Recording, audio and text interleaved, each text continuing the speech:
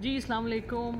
ایک اور بہت بڑا سوشل انجسٹس ہے جو ہماری سوسائٹی میں بار بار ہم دیکھتے ہیں۔ یہ آپ کو یاد ہوگا آج کل ٹاپ ٹرینڈ بھی ہے، شاہ رخ جتوئی نے مرڈر کیا تھا شاہ زیب کا، کوئی ان کی آپس میں چپکلش ہوئی تھی، اور اس کے بعد کیونکہ دونوں فیملی اسٹرانگ تھیں، لیکن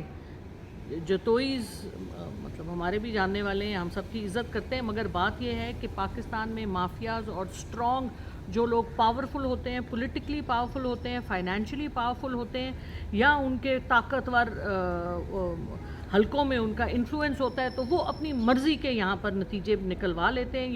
یہ ایک ظلم ہے اس ملک میں کہ جو قتل کرنے والا ہے، جو قاتل ہے، اس کو آپ اسکاٹ فری جانے دیں۔ اس کی کسی قسم کی تو تربیت ہونی چاہیے نا، اس کو کسی جوونائل، اگر اس کی عمر کم ہے یا ینگ ہے تو اس کو آپ کسی قسم کی اس کی کوئی تربیت ہونی چاہیے کہ وہ یہ اس قسم کے کام ختم کرے۔ اور دیکھیے جو فیملی تھی، جو مقتول تھا، اس کی فیملی کے اوپر پریشر ڈال کے انہوں نے پہلے بھی معاف کیا، پھر بھی معاف کیا، کیونکہ ظاہر ہے جو بچ گئے ہیں خاندان کے لوگ، وہ تو نہیں چاہیں گے کہ ان کو روزانہ ہراس کیا جائے۔ تو یہ بہت غلط باتیں ہیں، اور میں آپ کو یہ بتاؤں کہ یہ جتنے بھی سو کالڈ مقتدر حلقے ہوتے ہیں، جتنے بھی سو کالڈ امیر لوگ ہوتے ہیں، جتنے بھی سو کالڈ پولیٹیکل لوگ ہوتے ہیں جو اپنا انفلوئنس یوز کر کے غلط نتیجے لے کے آتے ہیں، اللہ تعالیٰ کی لاٹھی بہت سٹرونگ ہے، اور ایک دن ان کے اپنے گھر یہ مسئلے آتے ہیں۔ لیکن ہم ایز سٹیزنز آف پاکستان، ہمارا کام ہے کہ ہم ان چیزوں کو برا کہیں، ان کے اوپر آواز اٹھائیں، جو اس میں لوگ ملوث ہوتے ہیں ان کے اوپر بھی آواز اٹھائیں، کیونکہ ہماری آواز میٹر کرتی ہے،